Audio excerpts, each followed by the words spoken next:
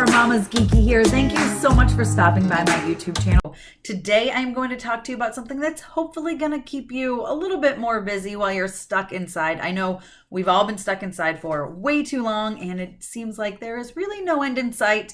But I've got some games that hopefully will keep you and your family occupied and having a lot of fun, and maybe introduce you to some games that you're going to want to play over and over in the future.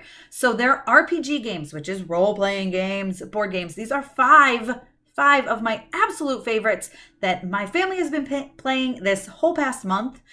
Feels like it's been a year, but it's only been a month. So let's get into it and talk about my 5 favorite RPG games. So these are all board games, not video games. I could get a whole nother list, and maybe I will, of my favorite video games for you guys to play while you are stuck indoors. But for now, I'm going to talk to you about these board games. So first one on the list is Mysterium. This game is a lot of fun, even with kids. So here's the thing. A lot of these games are recommended for ages 10 or older. My kids are 7 and 8, almost 9, but for now, 7 and 8.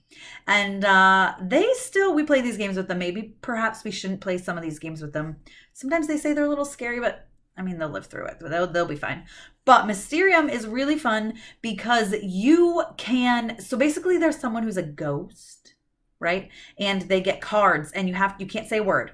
You gotta be quiet, which is really hard with kids.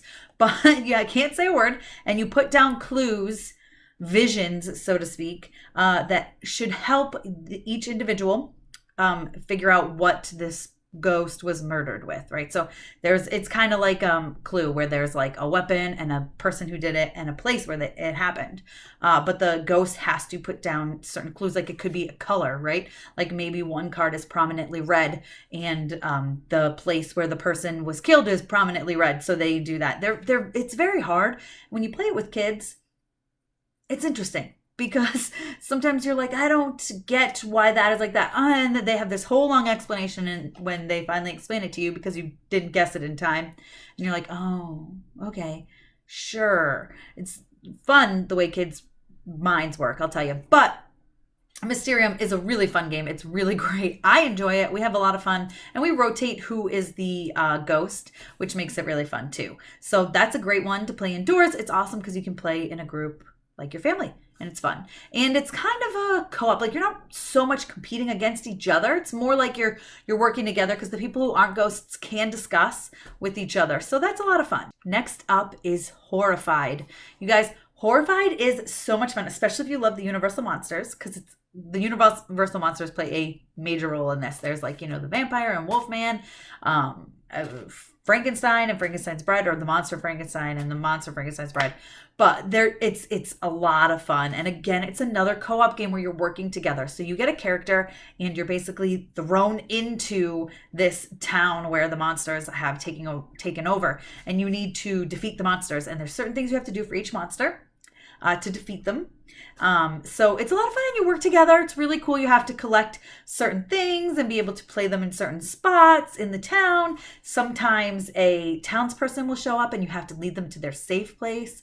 And if you lead them to their safe place, you do get a bonus perk card that will help you a little bit in the game. It's a lot of fun to play. I like playing co-op games because we get to all work together.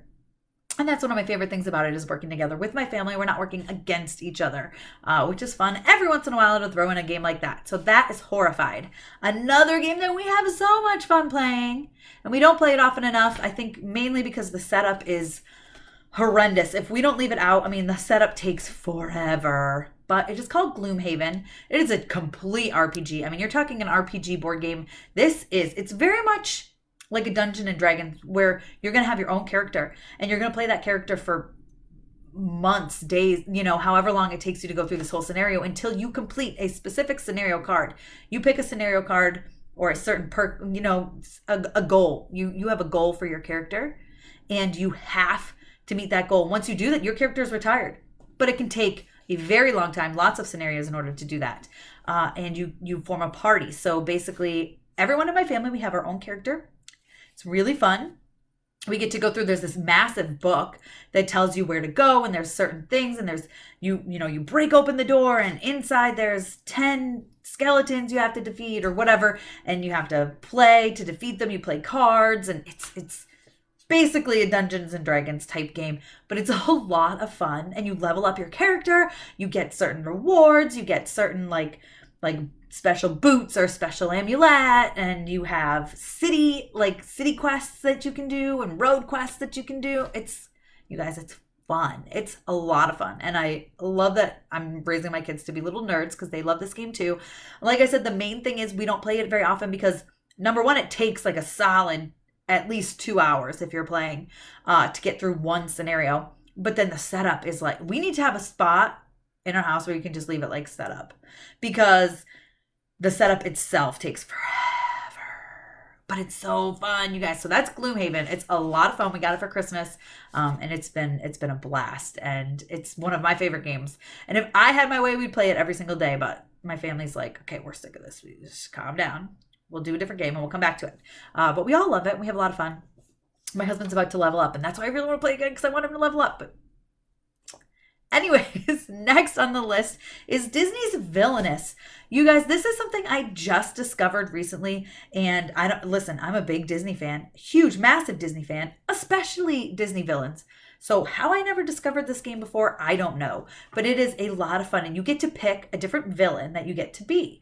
Now there's the main one that has 6 villains, but then there's different expansions that have 3 villains, and you can even play just the expansion by itself. It doesn't have to be like, there isn't a main piece. Each person has their own board. Each character has their own board. Each villain has their own board. And you need to have a certain, a certain task you have to do in order to win, a certain objective.